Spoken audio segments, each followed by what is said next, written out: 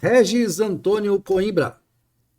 Aurélio Schomer, em Porto Alegre, 10 horas e 33 minutos do dia 29 de novembro de 2020, em que Porto Alegre discute então se vai ter Manuela ou Melo na prefeitura.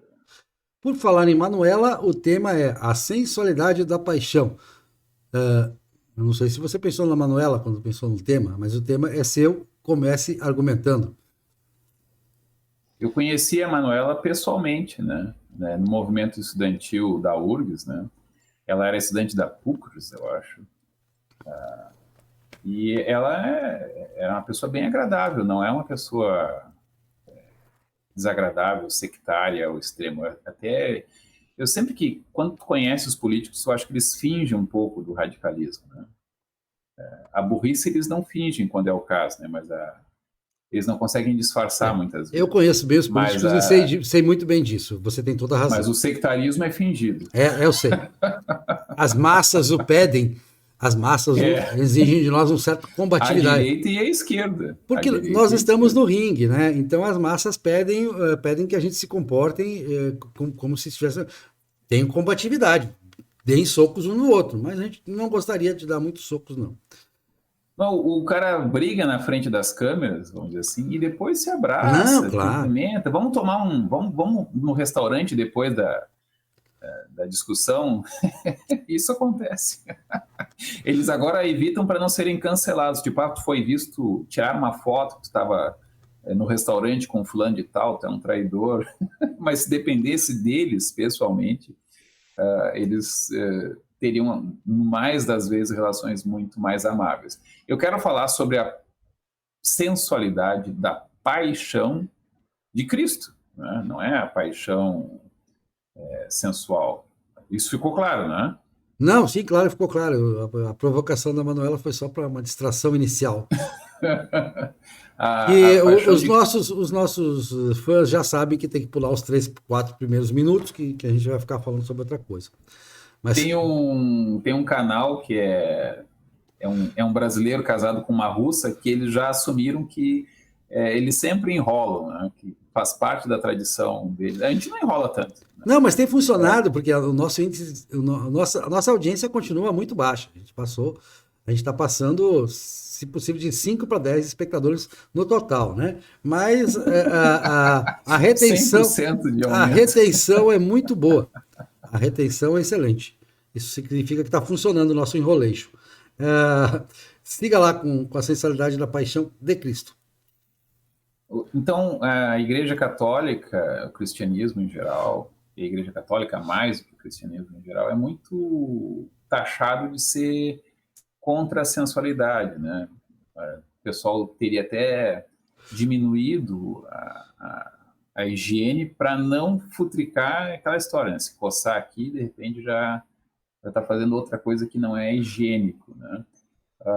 Mas há muitos paradoxos e muitas contradições, né? A própria igreja é um lugar que as pessoas iam para encontrar, era tipo um Facebook de antigamente, né? E a sensualidade da paixão, ela é iconograficamente é muito potente, muito forte. Né? A imagem do Cristo na cruz, né, é uma coisa muito anormal, vamos dizer assim, né? Em termos de ícones de Deus, é o Deus sacrificado. Acho que um raríssimo exemplo é o Prometeu, né? Prometeu acorrentado, que tem o seu fígado comido todos os dias por uma águia. Mas o próprio calvário do Cristo sendo espancado, tendo que carregar a cruz, caindo e sendo ajudado ou não sendo ajudado, depois sendo açoitado e sendo finalmente crucificado, né? Permitiu muitas imagens no imaginário cristão e, portanto, ocidental, vamos dizer assim, né? E compôs essa ideia também de a dor física, ele sofreu por nós. Tudo isso coloca muito esse peculiaríssimo Deus, né? Ele acabou virando Deus, né? Na nossa mitologia cristã, que sofreu e até morreu, né? Se poderia questionar hoje em dia, né, que a crucificação de Cristo foi rápida, né? Ele morreu muito rápido na cruz. Não era aquele instrumento de tortura era para torturar muito mais, né? Mas mesmo assim esse precedente, né, de sofrer tanto, né, de ser humilhado, de se deixar sofrer, de se deixar ser humilhado, de viver mais ou menos a vida de um ser humano normal, né, traz esse Deus peculiar que ele perdeu aquela sensualidade, como é que se diz, priápica de Zeus, vamos dizer assim, né? Mas na parte do sofrimento ele ganhou algumas medalhas. Ele perde para Prometeu, com toda certeza, né? Mas ele tem esse elemento que vai talvez marcar, então, uma forma de sentir ocidental, né? Em que sofrer, de certa maneira, é redentor, né? E aí a figura do nosso calvário mais ou menos garantido para quem viver, né? Quem viver verá o purgatório. E essa perspectiva de sofrimento como uma forma de redenção, essa ideia de que tu tem um tempo infinito quase para sofrer, para se redimir também, que é explorada pelos espíritas, né? Eu acho fascinante essa noção de um sadomasoquismo muito forte no Ocidente, e não sei o que tu pode me dizer de outras culturas que tu conhece melhor, é uma coisa muito peculiar. E eu, como criança, né, eu sempre achei aquilo muito estranho, né? Minha experiência de ver que tinha uns quadrinhos mostrando Jesus carregando a cruz e apanhando, né, e sofrendo, e as figuras muitas vezes semi-realistas, né, do corpo musculoso do Jesus Cristo, um corpo musculoso e magro, né, sempre representado assim, era certamente os primeiros quase nus que um cristão ouvia, né, antes da internet, era de Jesus Cristo, né? Então, a sensualidade em todos esses aspectos é o Deus extremamente sensível, né, que se enfurece, que geralmente é bonzinho, mas se enfurece também, que sofre horrendamente, vamos dizer assim, não tanto quanto um cidadão romano normal, em média, sofria quando era condenado à morte, né? Mas ainda assim tem um precedente que ele sofreu bastante, né? Eu vejo muitas discussões sobre se ele sofreu muito ou pouco, e digo, não, se eu soubesse que eu era Deus e que eu ia morrer, mas ia sobreviver, podiam fazer a tortura que quisesse, eu sei, mais do que os outros, eu sei que aquela dor vai passar e que eu não vou realmente Sim, morrer, né? a minha, Mas, a minha tese, né? A minha tese é felicidade é alívio. é, e Então a tem a dor, questão, se felicidade é alívio, a dor é pressuposto. Mas deixa eu tentar objetivar. Por que a palavra sensualidade ligada a esse calvário todo? pelas sensações, então dor, e pela exposição do corpo, né? O corpo de Cristo é um corpo sagrado, né? A gente simula um canibalismo como é que se diz? Na Eucaristia, né? Os católicos ainda por cima acreditam que a transformação ela é real, ela não é simbólica. Isso também tem um elemento brutalmente sensual, carnal, né?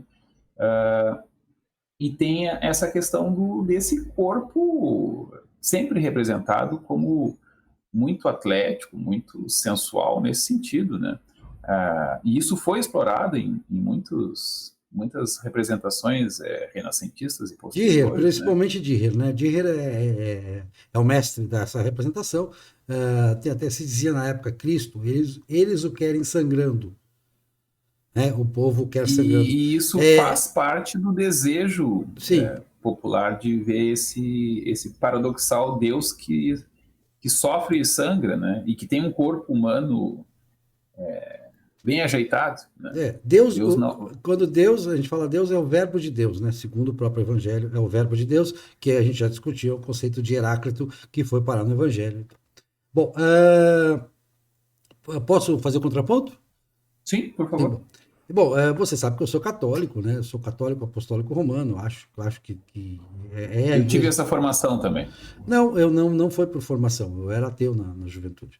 Eu me converti ao catolicismo por volta dos 20 e Quando tantos tu era anos. ateu, tu já tinha a formação católica. Não, não é o fato da minha. Eu era muito revoltado com isso, inclusive. Eu era muito contestador disso. Eu era bastante anticlerical, porque meu pai era anticlerical também. Então, em casa, essa formação é um pouco dicotômica. Mas não é essa a questão. Eu sou católico por Ser ter. contestador, concordando com o Ah, próprio pai, não é propriamente uma não, eu sou atitude católico. contestadora. Eu sou católico não necessariamente pela fé, mas antes pela razão. Né? Então, eu defendo os pressupostos da doutrina católica. Né? Eu defendo e defendo muito, e acho que até do ponto de vista filosófico, não há arcabouço filosófico do catolicismo, que tem seu ápice em Santo Agostinho, mas que tem tantos outros exemplos depois de Santo Agostinho que vai entrar nessa questão do pecado original, aí pergunta, por que a igreja liga tanto para essa questão da sexualidade? Porque Santo Agostinho e São Jerônimo, não, quase na mesma época, né? São Jerônimo de uma maneira mais latina, ou seja, de uma maneira mais tradicional do estoicismo tardio, condenando, né? O São Jerônimo, inclusive, dizer que não deveríamos nos exceder com a própria esposa, claro, fazer sexo só com a própria esposa, como está dito por São Paulo no Novo Testamento, mas não nos excedermos, como São Paulo pode dar a entender naquela questão de não se priveis uns aos outros, um ao outro no casal. Santo Agostinho já vai para a concupiscência, né, que é um conceito que Santo Agostinho trabalha bem, e ele chega à conclusão, primeiro ele chega à conclusão de que a mulher não é a única culpada, como pensavam os romanos do pecado, né, do pecado da carne, mas o homem também era culpado e não controlava isso, a ereção era prova de que o cérebro não controlava, a razão não controlava o desejo sexual. Santo Agostinho Tornai-me casto, mas não agora. atribuída a ele não há. Já deixamos claro que essa é a frase atribuída. Bom, não está nos escritos oficialmente reconhecidos dele. Bom, e aí Santo Agostinho vai chegar a essa conclusão, e Santo Agostinho vai ser bastante, não diria permissivo, mas ele vai fazer concessões que os germânicos, que eram aí sim extremamente sensuais, em relação a gente tem uma ideia de que Roma era devassa. Não, devasso eram os germânicos. Em relação a Roma, não há nem comparação. Devassos no sentido da sensualidade, do corpo, né? Essa fixação no corpo, na paixão, porque a paixão para os romanos, a palavra paixão, que é latina, ela significava apenas sofrimento. São os germânicos que vão agregar a esse sofrimento algo de interessante, algo de se desejar ser vivido. Isso no casal, a partir da literatura de amor cortês, que nasce na Altitânia no século XI e que vai evoluindo até chegar no romantismo do século XIX, mas que isso tudo é uma linha reta, que vai, inclusive, a igreja no começo ela não se metia em casamentos, né? Ela só vai ter aquela cerimônia de colocar o anel e tal, tudo aquilo com o tempo, e são os germânicos que levam a igreja a adotar essa prática, né? Bem, aí isso vai chegar em Dürer, né, que é a representação. Dürer e Michelangelo são, para mim, os pontos fundamentais do que você poderia chamar de sensualidade da paixão de Cristo. Dürer, pelas representações do Cristo que ele faz, que inclusive eu recomendo aqui o vídeo do Carta a um Jovem, Pequeno Manifesto Conservador, que tem aqui no meu canal. Eu uso imagens de Dürer para a representação de Jesus, porque eu admiro essas imagens. Eu acho que elas são parte. Aliás, são uma diferenciação católica, porque os não católicos não admitem utilizar o crucifixo com Jesus exposto, né? Só a cruz e não com Jesus sangrando e com espinhos e toda aquela questão. Mas eu acho importantíssima essa representação, porque a crença cristã, Jesus é Deus, porque ele ressuscita, né? Se você já vi padres na missa dizendo isso e com toda razão, né? Tá dentro da doutrina católica, né? Ou você tem fé nisso, ou você não é cristão. né? Você simplesmente não, você pode ter uma simpatia com o cristianismo, como acontece com muitos filósofos ateus, Karl Popper e tantos outros que simpatizam com o cristianismo, o nosso Pondé aqui, né? Mas não se dizem cristãos, não se afirmam cristãos, porque cristão é uma questão de fé, né? Uma fé que muito me falta também. Nisso eu me filiei a Pascal, que foi um grande filósofo cristão, apesar de dizer que, poxa, a fé me escapa muitas vezes, né? É difícil. Para o homem da razão é mais difícil ainda, para o homem do pensamento, da filosofia, às vezes muito difícil, é desafiador ter fé. E agora tem Michelangelo, que vai entrar na questão da sensualidade. Como o povo entende sensualidade, você colocou sensualidade como questão das sensações, filosoficamente o conceito, mas o povo, no popular, sensualidade está ligado à sexualidade, né? Está muito ligado à sexualidade. E aí nós vamos ter Michelangelo com a Pietà, né? A Pietà realmente, eu brinco no meu livro Evangelho segundo a Filosofia, em que eu discuto todos esses temas. Esses temas estão presentes no Evangelho segundo a Filosofia. E na Pietà ele não sabia, Michelangelo não tinha lido Lacan, porque Lacan não tinha nascido na época ainda, mas ele entendeu tudo sobre o significante e significado de Lacan, né? Por quê? Porque eles têm a mesma idade. Você vê que na Pietà, e a Igreja Católica reproduziu a Pietà. Eu lembro em Caxias do Sul, na Igreja de São Pelegrino, que é uma das igrejas mais importantes de Caxias do Sul, existe uma réplica da Pietà, né? Bem na entrada da igreja. Várias igrejas têm réplicas da Pietà. E foi uma das coisas que avivou a fé católica após a Reforma. Por quê? Porque ali realmente há uma sensualidade óbvia, né? E eu até num livro meu, Maristela, eu reproduzo na capa a Pietà, né? De uma outra forma, uma outra leitura da Pietà. Porque as mulheres, elas têm essa coisa da mãe, da maternidade, da coisa e Maria é a mãe de Jesus, Santa Maria, mãe de Deus, né? A Imaculada Conceição, que é uma coisa que eu sou um mariólogo, dentro do catolicismo eu sou um mariólogo, sou um devoto de Nossa Senhora, e explico também que isso não é Deus a mãe, explico que todas aquelas críticas, eu refuto as críticas a Maria que os evangélicos fazem no meu livro Evangelho segundo a Filosofia, e vou buscar então no sucesso da Pietà. Evidentemente, Michelangelo armou essa peça, né? Os dois têm praticamente a mesma idade e aquilo desperta uma devoção no mundo inteiro. Na verdade, a Maria parece mais nova que ele. Digamos assim, pelo menos não estão para mãe e filho ali. É uma representação de mãe e filho, claramente é reconhecida pela igreja como uma representação de mãe e filho, mas não é uma. E a mesma coisa que a gente pode dizer também, o teto da Capela Sistina. Eu acho que ninguém filosofou sobre a ideia de Deus tão bem quanto Michelangelo, naquela imagem de Deus, no meio de uma orgia, de uma festa com os anjos, né? Ali, inclusive, ele resolveu um problema seríssimo da humanidade, que era discutir o sexo dos anjos. Ele resolveu a discussão do sexo dos anjos, ele mostrou que os anjos eram sexuados, né? Porque existe até a pergunta, né? Mas só tem homem. Não, aí é bem andrógeno. Eu achei andrógeno, mas tudo bem. Eu vejo uma androginia ali. E Deus, então, está ocupado e com aquele dedo ele passa o comando do planeta Terra, pelo menos, né? Aquele homem deitado ali, né? Desanimado e com o pênis muito pequeno. Então, aquele homem impotente, ou pouco potente, ou insatisfeito. Naquele momento também não tinha mulher. Não, naquele momento inicial não, ela vem depois, lógico. Mas entenda. Só servia para fazer xixi naquele momento. Então, claro que há na simbologia, e aí Dürer vai completar isso, que Dürer não só faz isso, Dürer também tem pinturas, né? Em pleno Renascimento, né? Dürer é uma contracorrente, a contracultura na época, né? Ele vai enfatizar aspectos da sensualidade da narração do Evangelho. Não é, eu diria, a narração bíblica, eu não gosto de confundir, dizer assim, a Bíblia. Não, o Evangelho é a parte da Bíblia, evidentemente, para os cristãos, a mais relevante, a mais importante, mas ele pode ser visto também quase que isoladamente. Embora, claro, o Evangelho faça referências ao Antigo Testamento, né, aos profetas e tudo mais.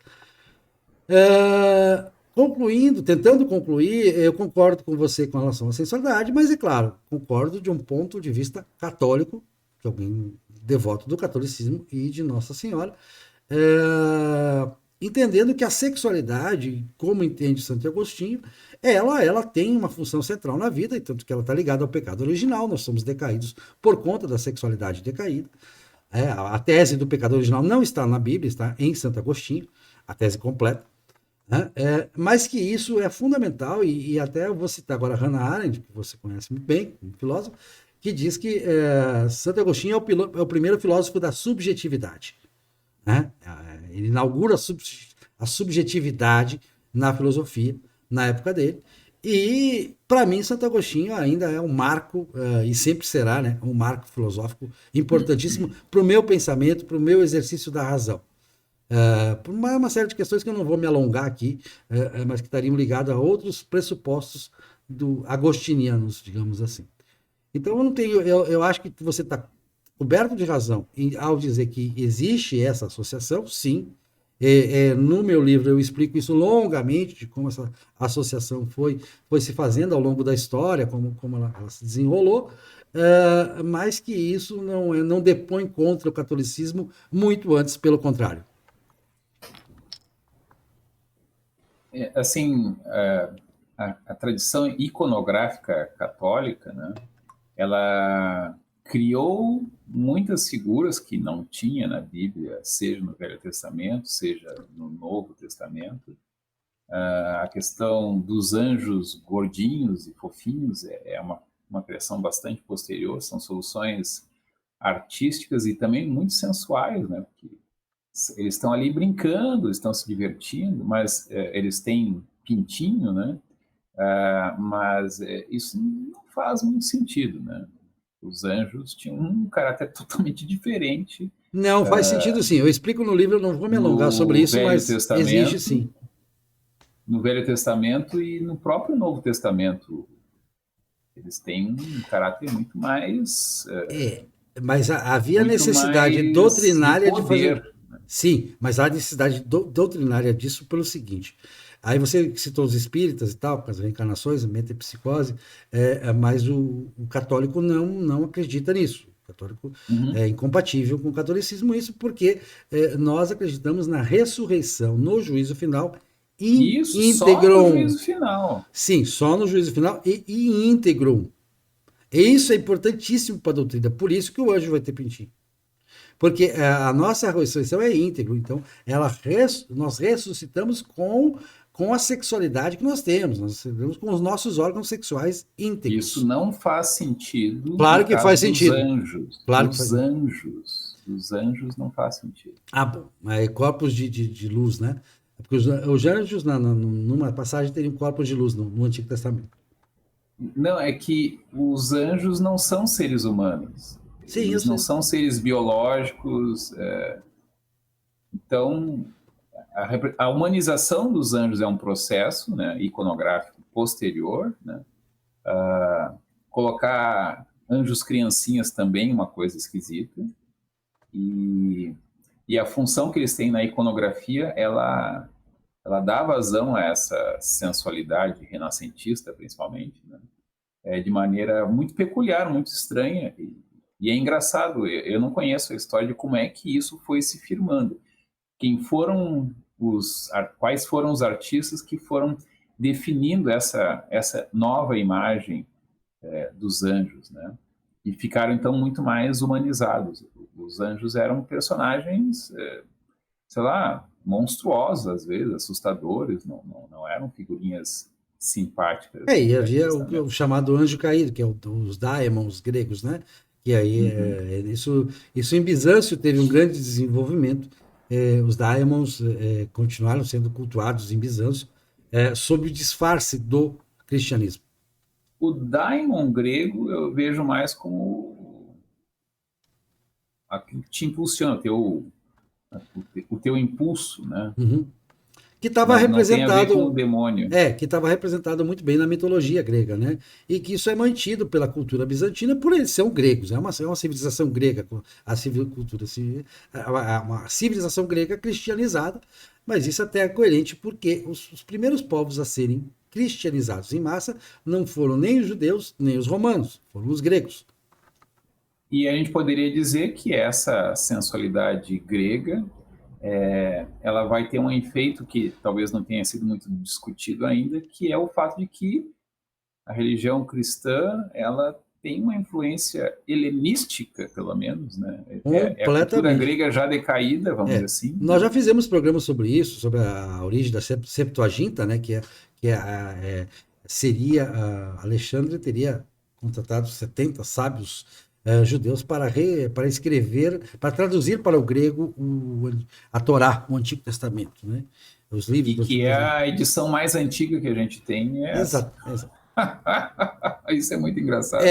Mas, É. Não, eu não diria que é engraçado, eu diria que é coerente com com a visão católica do que sejam as escrituras. não, mas nem os Porque judeus têm edição mais antiga do que a porque Septuaginta. os calvinistas dizem o seguinte, os calvinistas, os luteranos, os calvinistas vão dizer que numa interpretação, na verdade, né? Eles vão interpretar que o Antigo Testamento é tão escrito por Deus quanto o Novo Testamento. A visão da doutrina católica é um pouco diferente. O Novo Testamento, sim, é escrito por Deus, não tem a menor dúvida, né? É divinamente inspirado. Mas que o Antigo Testamento, embora seja divinamente inspirado, ele é a história de um povo. Seus erros, seus acertos. O povo escolhido judaico, abraâmico. O povo escolhido para que Deus se manifestasse ao povo. Para receber o Messias. Que Jesus é o Messias judaico. Isso está claro no Evangelho. O Evangelho, inclusive, faz a questão de que eu exponho isso no livro, quantas vezes isso ocorre no Evangelho. Ele faz questão de fazer referências, algumas até eu achei exageradas, né? A pontos, a escritos do Antigo Testamento, para dizer: olha, esse aqui é o Messias, Jesus é o Messias. E é o Messias judeu, judaico. Né? É claro que o povo judeu, como era previsto também, não aceitou o Messias. Né? Não aceita, e aí vai ter início logo depois a tradição rabínica, né? Que é o que a gente conhece por judaísmo, o judaísmo geral. Né? Aí eu não vou discutir as questões das, digamos, as correntes judaicas, né, da religião judaica, que não me cabe aqui, até porque não estudei em profundidade. Tu não tem lugar de fala.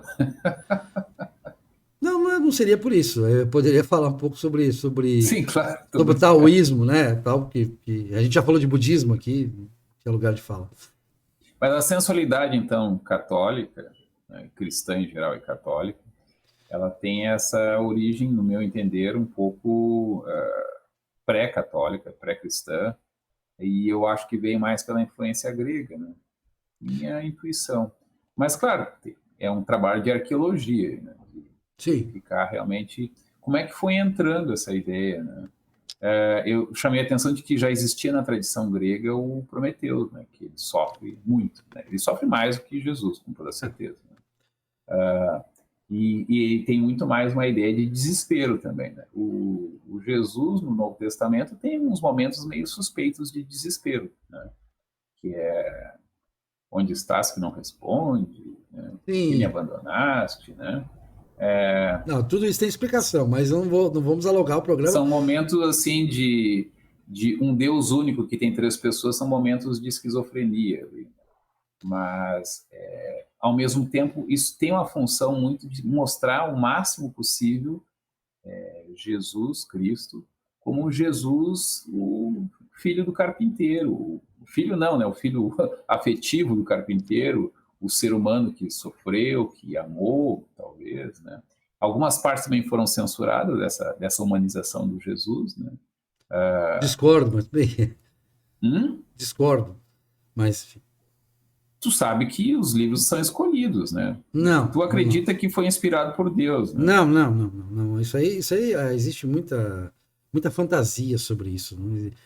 Os apócrifos, não sei, não. Todos são apócrifos, com exceção das cartas, sei lá, de Saulo. São 4 evangelhos canônicos e estamos conversados. Por que são os 4 evangelhos? Eu explico no meu livro, mas é uma longa explicação. E eu explico, e que desmistifica essa ideia de que tem uma verdade escondida a ser revelada. Não existe isso. Na verdade, para quem não é... Eu sou de tradição católica, estudei, né? Sim. Eu não tenho como... Eu posso acreditar em Deus, posso acreditar em Cristo, mas eu não consigo acreditar na Bíblia. Deus, como em filosofia, em metafísica, Deus é inescapável como fenômeno, né? Em metafísica. Como fenômeno palavra... é inescapável, não. A ideia é de que... Tem uma função, né? Não, a ideia é de que o tempo teve um início, ou tudo tem uma origem, ou seja, a busca das causas primárias, você pode traduzir perfeitamente pela palavra Deus, no sentido da etimologia da palavra Deus em grego, né? Deus significa exatamente isso. Theos. Exatamente, o Criador. Né? Não existe. O Aristóteles fala do primeiro motor imóvel. Exatamente. Ele não é um Deus criador, é um Deus que dá início ao movimento. Ele cria um movimento. É uma ideia, é uma das ideias, e a outra é de Heráclito, que é a que vai prevalecer no Evangelho, que vai prevalecer na tradição cristã, é a de Heráclito, que é da ideia de verbo de Deus, né? Que se existe um Criador, existe, lógico, um verbo, um sentido na criação, que é o que a Leibniz também vai chamar de o grande arquiteto, né? E é coerente, quer dizer, de Heráclito até Leibniz você tem essa construção do verbo de Deus até o arquiteto. E o verbo de Deus está presente no Evangelho, na introdução do Evangelho segundo João. Né? No princípio era o verbo e o verbo se fez carne. Aí, Deus. Né? Mas o mais impressionante da sensualidade cristã é que esse Deus, ele resgata uma humanidade radical. Ele é Deus e, ao mesmo tempo, ele foi ou é homem. Ele sente como um ser humano, melhor, mas como um ser humano. É um ser humano perfeito, é possível um ser humano perfeito.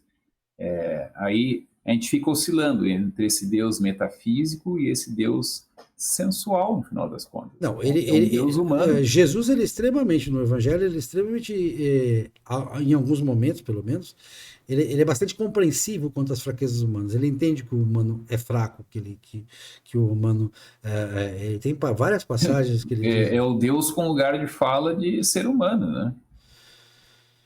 Ele pode dizer, ele pode bater no peito, eu sei que tu podia resistir, porque eu sou humano também. Então, não é isso que quer dizer, mas tudo bem. Veja, mas ele tem essa experiência. Desculpa colocar dessa maneira, mas o tema é a sensualidade da paixão de Cristo. Concordo com você que é sensual pelos princípios e coisa e tal, e sendo católico, concordo. Debater toda a sensualidade desse Deus que se fez homem, né? Ela é muito focada no sofrimento, né? Claro, porque quando eu criei a teoria, que não é minha, mas é minha no sentido de que, dita dessa forma é minha, mas eu trago isso da filosofia, que a felicidade é alívio, né? E, portanto, ela pressupõe a dor, a gente já discutiu isso na questão do epicurismo, em outros problemas, em outras questões aqui que a gente fez. Evidentemente que essa abordagem é uma abordagem muito influenciada pelo Evangelho, porque eu sou um autor bastante influenciado pelo Evangelho. Eu acho que o Evangelho é o programa filosófico, digamos assim, o Sermão da Montanha, talvez o mais completo que já existiu. Desde que você também vai ter um problema aí, nós vamos discutir em outro programa, o imperativo categórico de Kant, o problema da regra de ouro, que realmente, para mim, ela me incomoda, né? Porque a regra de ouro é obviamente falaciosa, e como foi traduzido, ou como foi escrito em grego, eu não creio que Jesus tenha dito que a regra de ouro devia ser levada ao pé da letra. Mas que sim, que havia um novo testamento e uma nova forma de enxergar, e que isso também levaria uma nova forma de enxergar a regra de ouro. Mas isso é outro debate, é outro programa. Quanto à sexualidade, estamos de acordo. Quanto à Inclusive, sensualidade que eu quero... inclusive em outras passagens do Evangelho. É só para Quanto dar à uma... sensualidade, então, eu quero chamar a atenção para essa questão do sofrimento, né? Então, o Deus se fez homem e partilhou da sensualidade humana no sofrimento. E aí, concluindo, vou realmente parar de falar, a questão do purgatório. Aí o pessoal faz a confusão que eles acham que vão direto para o purgatório, né? Não. Mas então inventaram que vai ter o dia do juízo, né? E depois dele, alguns vão para o paraíso direto e alguns vão ter que passar pelo purgatório. Na prática, pelo que a gente consegue entender do que é um ser humano e do que para que serve o purgatório, todo mundo, na prática, tem que passar pelo purgatório, com exceção, sei lá, dos santos, né? E o purgatório, ele é um lugar para sofrer, é um lugar muito engraçado. As pessoas A vida fantasiam. terrena é um purgatório. Tu acha que a vida terrena já é o purgatório? Não, eu não diria assim porque seria contrariar a doutrina, mas digamos assim, é como se fosse. E a ideia, então, é que a gente vai se preparar para poder, então, contemplar a perfeição de Deus, digamos assim. E Não isso é é, mais não é, difícil de não, não, não, entender. não, não é Isso é o perfeição. Santo Não, Agostinho, não né? é, não é perfeição, é graça. Aí vamos para Pascal. Aí é graça. Ah, Mas isso é menos aí eu compreensível. tenho que ser quase calvinista e sofro a crítica dentro da igreja, dentro do pensamento católico. Tem outros pensadores católicos que eu já até tive debates aqui no canal. Eu sou quase calvinista, né? A eleição pela graça, né? É graça, não é mérito. Nós, E é nós, nós, menos. nós jamais alcançaremos alguma coisa por mérito, senão por graça. Isso é uma compreensão muito importante, até para traduzindo isso em filosofia sem nada de religiosidade, seria como dizer que as circunstâncias nos governam mais do que governamos as circunstâncias. Mas então todo mundo tem salvação passando pelo purgatório? Todo mundo tem salvação de acordo com a graça. Ou seja, se Deus quiser, Exatamente. pode salvar todo mundo. Ou pode salvar ninguém, ou pode salvar uma pessoa, pode... enfim. E isso A graça, Deus pode ser é todos, onipotente.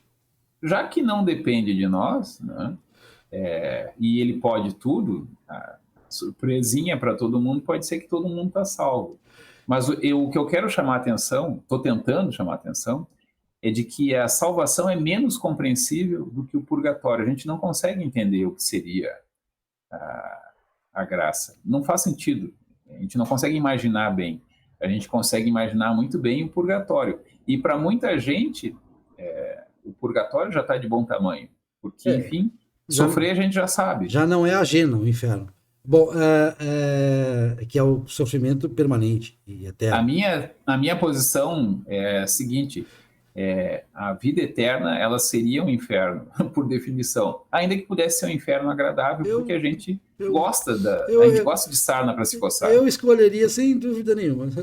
Olha, você vai sofrer, não tem problema. Estou acostumado. Já está de bom tamanho. Não, mas a fórmula para entender a graça é uma fórmula que é muito repetida nas missas, inclusive, né? Eu não sou, Senhor, eu não sou digno de que entreis em minha morada.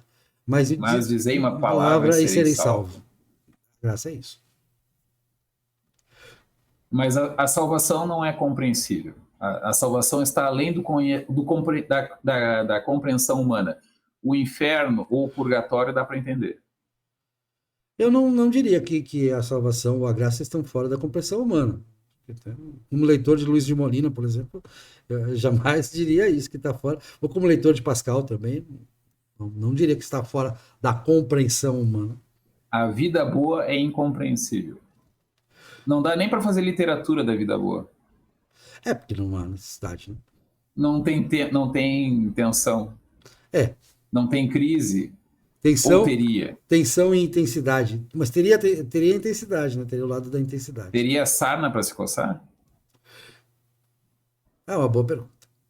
Eu acho que a noção de salvação ela evoluiu ou involuiu para uma não vida, né, após a morte, na qual não acontece nada, porque o que tem que acontecer na vida terrena, vamos dizer assim. Não, mas não após o juízo final, em que há a ressurreição dos justos em íntegro. Ressurreição em íntegro representa aquilo que a gente realmente deseja. Porque eu não vou entrar nessa questão, porque eu brigo com os kardecistas, eu não quero brigar com os kardecistas, porque eu tenho muitos amigos kardecistas, e muitos telespectadores nossos são kardecistas, mas no livro eu entro nessa polêmica. Se alguém se interessar, leia o Evangelho segundo a Filosofia, que eu entro nessa polêmica. Eu não vou. Se a gente ficar discutindo todas as questões que eu levantei no meu livro, ou que você também está levantando, e que talvez tenha que ser aos pouquinhos, né? Pode fazer aos pouquinhos. Exato. A gente pode fazer um programa sobre o meu livro, inclusive. Né? Eu te mando. Eu tenho que comprar esse, eu não tenho, né? Eu te mando o original, não tem problema. Não tem problema nenhum.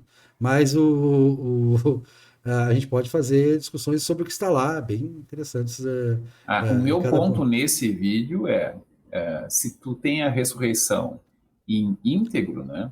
Então, tu tem fome, tu tem desejo sexual, tu tem vontade de trair a tua esposa. Quão íntegro é essa ressurreição? Em tese é 100%, mas aí nós temos um problema de que tem a vida 2, né? Não é... Eu tendo a conseguir entender a salvação de uma maneira assim meio... tipo um êxtase, né? Sei lá, o êxtase de Santa Teresa seria uma situação estática.